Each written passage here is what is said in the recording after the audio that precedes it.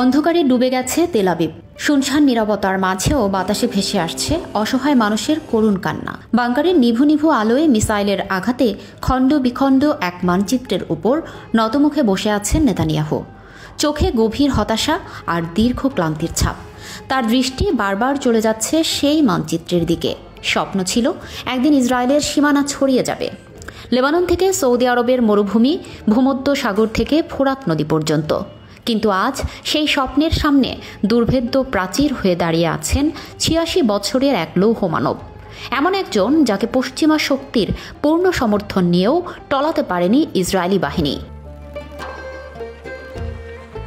ইসরায়েলের অনেক ইহুদি, বিশেষ করে তালমুদ অনুসারী কট্টর ইহুদিরা বিশ্বাস করেন মধ্যপ্রাচ্যের সেই সব প্রাচীন অঞ্চল যেখানে একসময় ইহুদিদের পূর্বপুরুষরা বসবাস করতেন তা আসলে বৃহত্তর ইসরায়েলেরই অংশ। তাদের চোখে এই ভূখণ্ড শুধু ইতিহাস নয়, এটি এক পবিত্র উত্তরাধিকার। উগ্র ইহুদিবাদীদের ভাষায় এই অঞ্চলকে বলা হয় এরিটজ ইসরায়েল।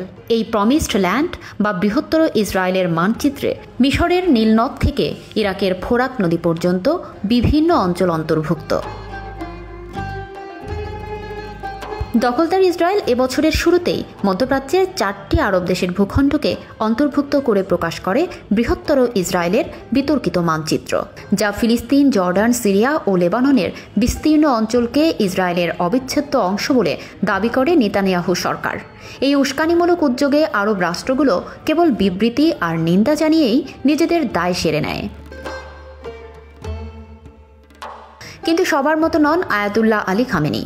তিনি বিষয়টিকে দেখেছেন গভীরভাবে, হালকাভাবে নয়। বিশ্ব ব্যবস্থার নিঃসঙ্গ ও নিষ্ঠুর বাস্তবতা তিনি ভালোই বোঝেন। এই পৃথিবী বরাবরই শক্তির উপাসক, আর দুর্বলদের জন্য বরাদ্দ থাকে করুণা কিংবা অবহেলা।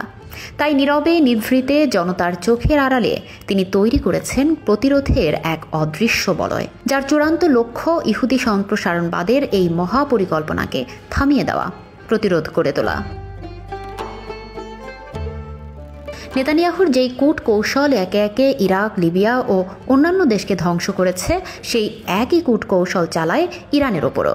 ঝুঁকি নেয় নেতানিয়াহুর বাহিনী, কাপুরুষের মতো হামলা করে শীর্ষ ইরানি কর্মকর্তাদের হত্যার পর শুরু হয় এক অসম যুদ্ধ। তবে মাত্র 12 দিনের মধ্যেই পাল্টে যায় দৃশ্যপট। ইরানের পাল্টা আঘাতে তাসের ঘরের মতো ভেঙে পড়ে ইসরায়েলের বহু প্রশংসিত প্রতিরক্ষা ব্যবস্থা। মুহুর্মুহু ক্ষেপণাস্ত্র হামলায় ধসে পড়ে আকাশকুসুম স্বপ্ন, যেখানে তারা গোটা অঞ্চলকে প্রমিসড ল্যান্ড বানানোর আশায় বিভোর ছিল। ইরানি প্রযুক্তি, কৌশল আর অটল প্রতিরোধের মুখে মুখ থুবড়ে পড়ে সেই সম্প্রসারণবাদী পরিকল্পনা। মাটিতে গড়াগড়ি খায় এক দখলদার শক্তির অহংকার, আর মধ্যপ্রাচ্যের বুকে নতুন করে জেগে ওঠে প্রতিরোধের আশা। বিশ্লেষকদের মতে বৃহত্তর ইসরায়েল গঠনের পেছনে পশ্চিমা দেশগুলোর সরাসরি মদত রয়েছে। সামরিক সহযোগিতা থেকে কূটনৈতিক ছত্রছায়া, সবই যেন সেই সম্প্রসারণবাদী নকশার অংশ। তবে এই হিসাব নিকাশে সবচেয়ে বড় বাধা হয়ে দাঁড়িয়েছে একটি শক্তিশালী নাম, ইরান।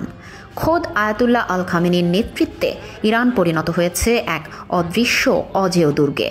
বিশ্লেষকদের ভাষায় আজ পুরো মধ্যপ্রাচ্যের বুকে লোহার প্রাচীরের মতো দৃঢ় এক রক্ষা কবচ হয়ে দাঁড়িয়ে আছে এই দেশ।